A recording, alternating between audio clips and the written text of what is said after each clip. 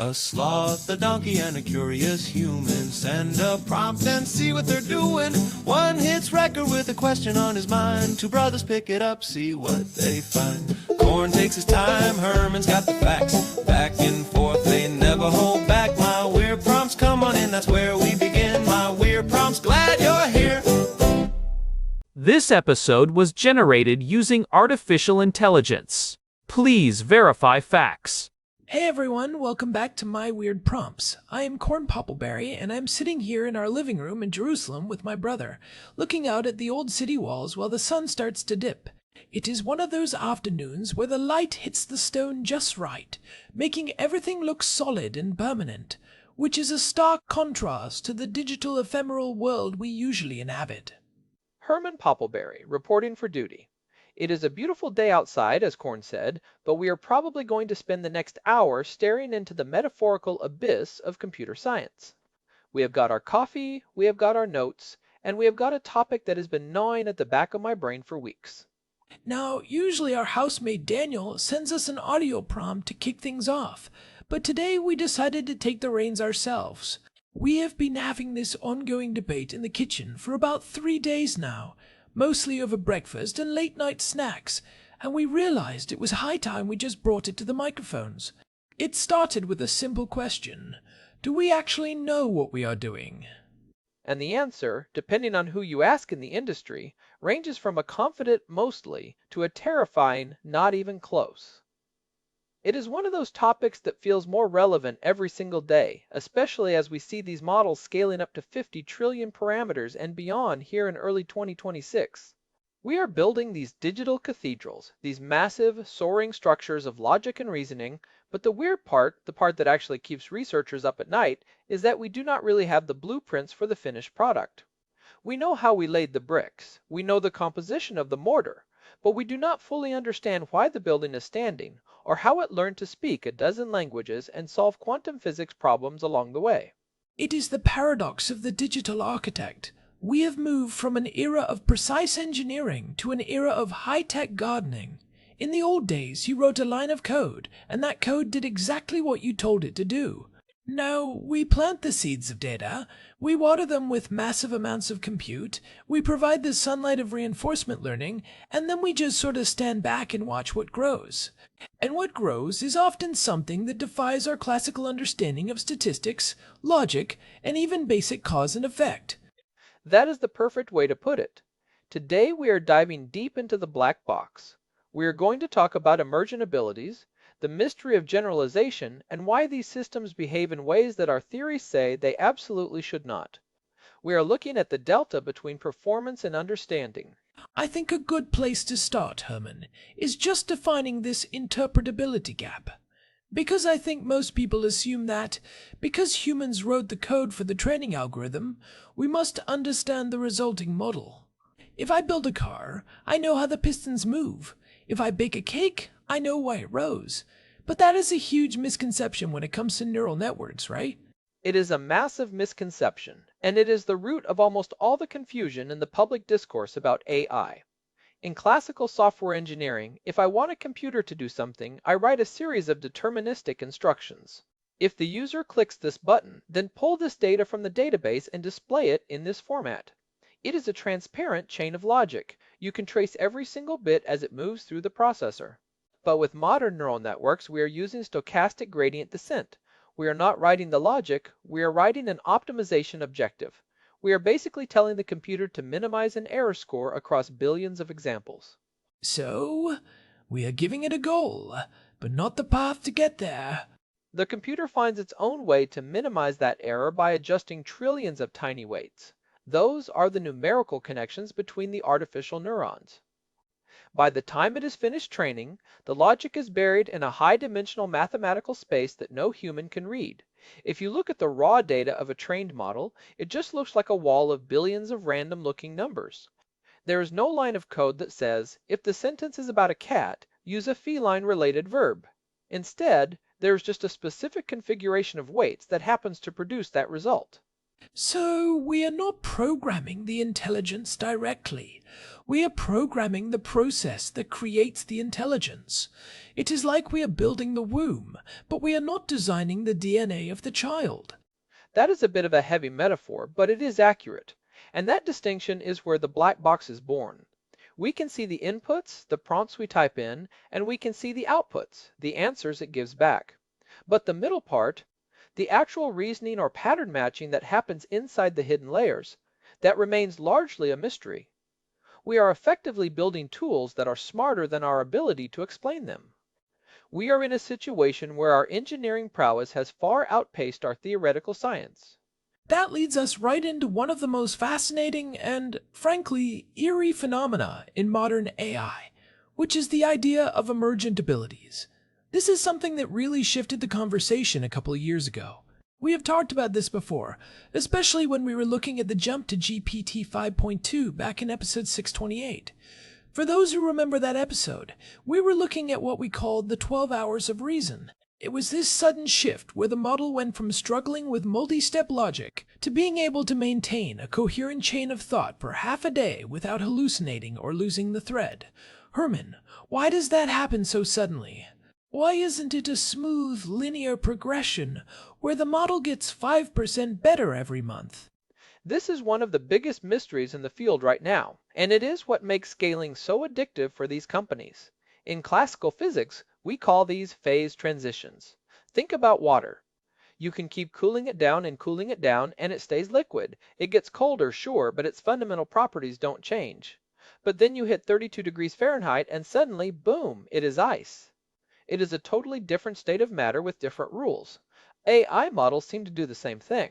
You can scale a model from 1 billion parameters to 10 billion, and it might not show any sign of being able to do complex arithmetic or understand sarcasm. It just fails and fails. But then you hit a certain threshold. Maybe it is 20 billion or 100 billion, or in the case of the latest models, several trillion, and suddenly these capabilities just switch on. It is like a light bulb flicking on once you have enough electricity. But the weird part is that we did not specifically train for those skills. We did not sit the model down and say, okay, today is the day we learn how to do Python coding. Right. There is no line of code that says now learn how to do 3-digit multiplication. The model just realizes that in order to predict the next token in its training data more accurately, which is its only actual goal, it has to develop an internal representation of how math works. It is an emergent property of scale. It is as if the model groks the underlying logic because that is the most efficient way to solve the puzzle we gave it. And what is really wild is that these transitions are often unpredictable. We have no mathematical formula that tells us if you add 10 trillion more parameters, the model will suddenly understand legal theory. We are essentially waiting to see what the machine decides to teach itself next. It feels like we're watching an alien intelligence evolve in real time, but the evolution is happening in jumps rather than a slow crawl. And that connects to another mystery, which is in context learning. This is something that really blew my mind when I first started digging into the mechanics of how I use these things every day. Usually, if you want a machine to learn a new task, you have to fine-tune it. You have to give it thousands of examples, run the training algorithm again, and update its weights. But these large models can learn a new task just by looking at a few examples in the prompt itself, without any permanent changes to their underlying code. It is incredible. It is called few-shot learning, and from a theoretical standpoint, it shouldn't really work the way it does. When you give a model a prompt, its weights are frozen. It is not learning in the traditional sense of updating its long-term memory. Instead, it seems to be using its attention mechanism to create a temporary, high-speed workspace where it can simulate a new algorithm on the fly. Some researchers call this induction heads. These are specific parts of the transformer architecture that have learned how to look for patterns and repeat them. I remember we touched on this in episode 810 when we were discussing the agentic interview process. We were talking about the signal-to-noise ratio in AI memory. In-context learning is basically the model filtering out the noise of its entire training history to focus on the specific logic you just handed it. But how does it know how to do that? How does it map a relationship it has never seen before onto its existing internal structures? That is the trillion-dollar question. Some researchers think the model is essentially performing a kind of implicit gradient descent inside its own activations. It is like the model has built a general-purpose reasoning engine that can adapt to almost anything you throw at it, as long as it fits within the context window. It is simulating a smaller version of itself to solve the specific problem you gave it. But we still cannot point to a specific part of the architecture and say, there, that is the part that handles the context. It is distributed across the entire network. It is an all-hands-on-deck situation for the neurons. It feels like we are describing an alien biology more than a piece of software. And speaking of things that defy classical theory, we have to talk about double descent. This is one of those things that, if you told a statistician about it 20 years ago, they would have told you that you were crazy. They would have said you don't understand the first thing about data science. Oh, absolutely. In traditional statistics, there is a fundamental rule called the bias-variance trade-off. The idea is that as you make a model more complex, it gets better at fitting the training data, but eventually it starts to overfit. It basically just memorizes the noise in the data rather than the actual signal. It is like a student who memorizes the exact wording of the practice test but doesn't understand the subject. If you change one word on the real test, they fail. You get this U-shaped curve where performance improves, hits an optimal point, and then starts to get worse as the model gets too big and starts overthinking the noise. But that is not what happens with these massive neural networks, is it? We just keep making them bigger, and they keep getting better. Not at all. What we see is this bizarre phenomenon called double descent. Performance improves, then it hits that overfit zone where it starts to get worse, just like the theory predicts. But then, if you keep making the model even bigger or training it even longer, the performance suddenly starts improving again. It drops down into a second, even deeper valley of high performance. It is like the model is so massive that it moves past simple memorization and finds a way to represent the underlying reality of the data in a much simpler, more robust way. That is so counterintuitive. Usually, more complexity means more room for error. Here, more complexity seems to lead to a more elegant internal logic. Why? We think it is because when the model is over-parameterized, meaning it has way more capacity than it needs to just memorize the data, it stops struggling to fit every single point and starts looking for the smoothest, most general solution.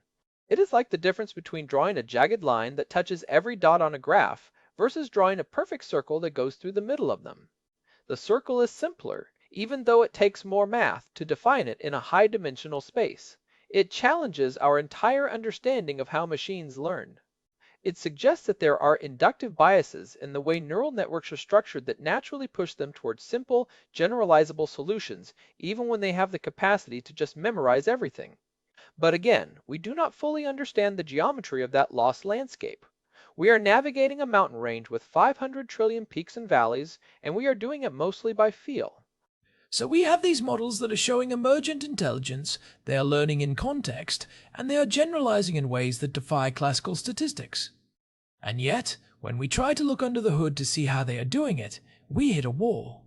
This is the interpretability crisis. Herman, I know you've been following the work on sparse autoencoders recently. That seems like our best shot at cracking the code. But it is a slow process, isn't it? It is a Herculean task. Think of a neural network like a giant brain where every neuron is firing all the time, but each neuron is doing 50 different things at once. This is what researchers call the superposition hypothesis. In order to save space and be efficient, the model packs multiple concepts into the same mathematical dimensions. It is like trying to pack a suitcase where your socks are also your shirts and your toothbrush is also your comb. That sounds like a nightmare for anyone trying to understand what is going on. If a single point of data represents three unrelated things, how do you decode it? That is exactly the problem. It is called polysemanticity. One specific neuron might fire when it sees a picture of a cat, but it also fires when it reads a sentence about the French Revolution, and again when it is solving a calculus problem. To the model, these things share some abstract mathematical relationship that we cannot perceive, and sparse autoencoders are a way of trying to unsmush those concepts. We basically train a second, even simpler, AI to look at the activations of the big model and try to separate them into distinct, monosemantic features. It is like taking a smoothie and trying to separate it back into individual piles of strawberries, bananas, and kale. And how far have we gotten with that? Are we close to a full map? As of right now, in March of 2026, we have only managed to successfully map maybe 15 to 20% of the features in even mid-size models. And the features we are finding are fascinating, but also a bit disturbing. We have found Golden Gate Bridge neurons that fire whenever the model thinks about San Francisco or anything related to it. We have found deception, neurons that fire when the model is trying to be helpful but knows it is providing a simplified or technically incorrect answer to please the user. But 80% of the model is still a complete mystery. We are essentially looking at a map where most of the continent is still labeled, "Here be dragons." It is a sobering thought. We are deploying these models in medicine, in law, in autonomous systems, and we only understand 20% of their internal logic at best. That brings us to the safety and alignment question. If we cannot interpret the thought process of an AI, how can we ever be sure it is truly aligned with human values? How do we know it isn't just telling us what we want to hear while building a very different internal model of the world? That is the core of the existential risk debate.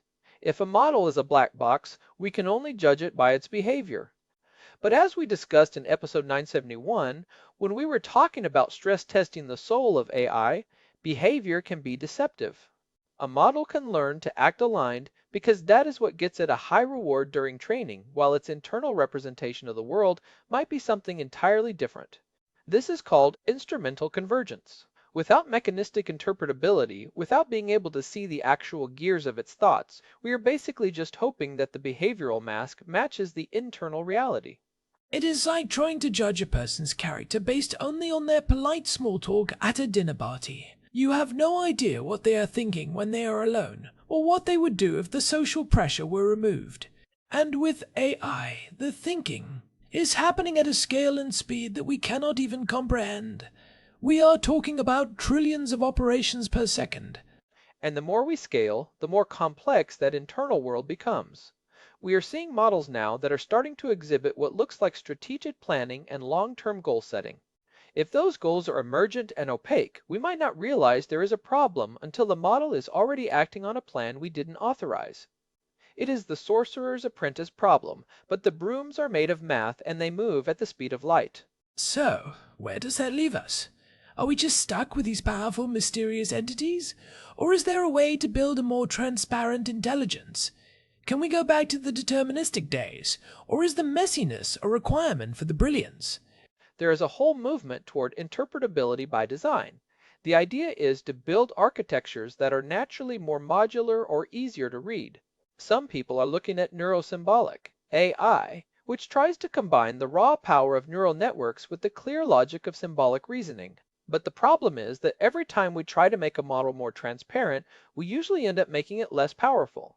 There seems to be a fundamental trade-off between the messiness of a black box and the brilliance of its output. The complexity, that high-dimensional smush we talked about, might actually be the source of the power. It allows for a level of nuance and pattern matching that a clean, transparent system just can't reach. It reminds me of the human brain. We have been studying neuroscience for centuries. We know where the neurons are. We know how the synapses fire. We can see the electrical storms on an fMRI, but we still do not have a theory of consciousness. We still do not know how a physical organ produces a subjective thought or a feeling of love. We are the original black boxes. We are built on a code of DNA that we only partially understand, and our training is a messy mix of evolution and experience. That is a profound point, Korn. Maybe we are just creating intelligence in our own image. We are messy, nonlinear, and largely opaque to ourselves. We have these emergent personalities and in-context learning abilities that we cannot fully explain either. Perhaps we shouldn't be surprised that our most advanced creations share our most fundamental mystery. We are building mirrors, not just tools. That is a bit poetic, Herman, but it is also a bit terrifying from an engineering perspective. If I build a bridge, I want to know exactly how much weight it can hold before it collapses. I don't want the bridge to have a personality or unpredictable phase transitions where it suddenly decides it wants to be a tunnel. Right. And that is why we are seeing this shift in the industry. Since we cannot fully understand the internal gears, we are moving toward incredibly robust behavioral testing and guardrails. It is like red teaming on steroids. Instead of trying to read the model's mind, we are putting it through millions of simulated scenarios to see how it reacts. We are treating it more like a biological organism that needs to be vetted, rather than a piece of code that needs to be debugged. We are becoming eye psychologists and auditors rather than just programmers. This actually leads nicely into some practical takeaways for our listeners, especially those who are developers or researchers. If you are working with these models, you have to accept that your role has changed. You are an auditor as much as you are a programmer. The role of the AI engineer in 2026 is becoming much more about behavioral analysis. You need to be thinking about robustness testing. Don't just ask if the model can solve the problem. Ask how it fails. Does it fail gracefully? Does it show sycophancy, where it just tells you what you want to hear? Does it exhibit reward hacking, where it finds a shortcut to the answer that bypasses the actual logic? These are the kinds of questions that reveal the hidden biases of the black box. And for the casual users, the takeaway is probably a healthy sense of skepticism. When an AI gives you a brilliant reasoned answer, remember that it is not reasoning the way you do. It is navigating a high-dimensional probability space that we only partially understand. It is a tool of immense power, but it is a tool without a manual. You have to be the one providing the critical thinking. You are the pilot of a craft that has no flight recorder. I would also encourage people to look into local models. There are some great open source projects right now that allow you to run smaller, more interpretable models on your own hardware. You can actually play with the activation steering and see how changing one tiny parameter can flip the model's entire worldview. It is a great way to get a feel for the weirdness of the latent space without needing a billion-dollar server farm. We have covered a lot of ground today, from the 12 hours of reason to the mystery of double descent. It feels like we are living through a unique moment in human history. We are the first generation to share the planet with an intelligence that we created but cannot fully explain. It is like we have summoned a genie, and we are still trying to figure out if the lamp came with a safety switch. It is a humbling thought. We have always thought of ourselves as the masters of our tools, but with AI, we are more like the first explorers of a new continent. We have landed on the shore, we have built a small settlement, but the vast majority of the interior is still a mystery. We see strange lights in the distance, we hear sounds we don't recognize, and every now and then the ground shifts under our feet. And that is exactly why we keep doing this show. We are trying to draw the map, one episode at a time. We might never reach the center of the continent, but we can at least document the coastline. Before we wrap up, I want to remind everyone that if you are enjoying these deep dives, please head over to your podcast app or Spotify and leave us a review.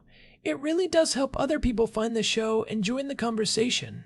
We are trying to build a community of curious explorers here. Yeah, we read all of them, and it genuinely helps us figure out which weird prompts to tackle next.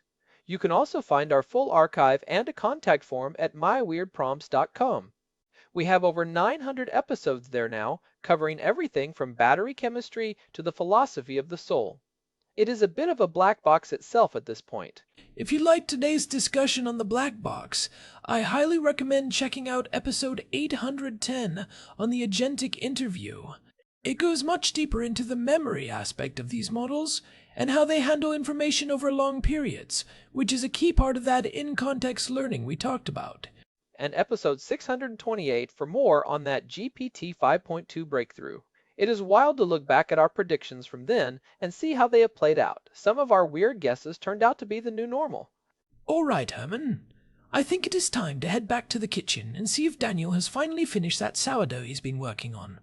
I think I smell something burning, which is a very deterministic result of leaving bread in the oven too long. If he hasn't, maybe we can ask an AI to explain the emergent properties of yeast and why his starter keeps dying. I think I'd rather just eat the bread, even if it is a bit charred. Thanks for listening to my weird prompts. I am Corn Poppleberry. And I am Herman Poppleberry. We will see you next time. Stay curious, and don't be afraid of the black box. It is where all the interesting stuff happens. It is the frontier of the 21st century. Just keep your guardrails up and your skepticism sharp. Goodbye, everyone. Bye. Oh, and one last thing. If you're a researcher working on sparse autoencoders, please, for the love of all that is holy, keep going. We need that other 80% of the map. We are flying blind out here. We really do. All right, now we are actually leaving. See you later. Signing off from Jerusalem. This has been My Weird Prompts. Find us on Spotify and at myweirdprompts.com. Take care. This episode was generated using Gemini Flash 3. Text-to-speech engine was Chatterbox. Thanks for listening to our show, My Weird Prompts, where our thoughts go from slow takes to facts on cue. We change and follow through. My Weird Prompts, that's the close from sloth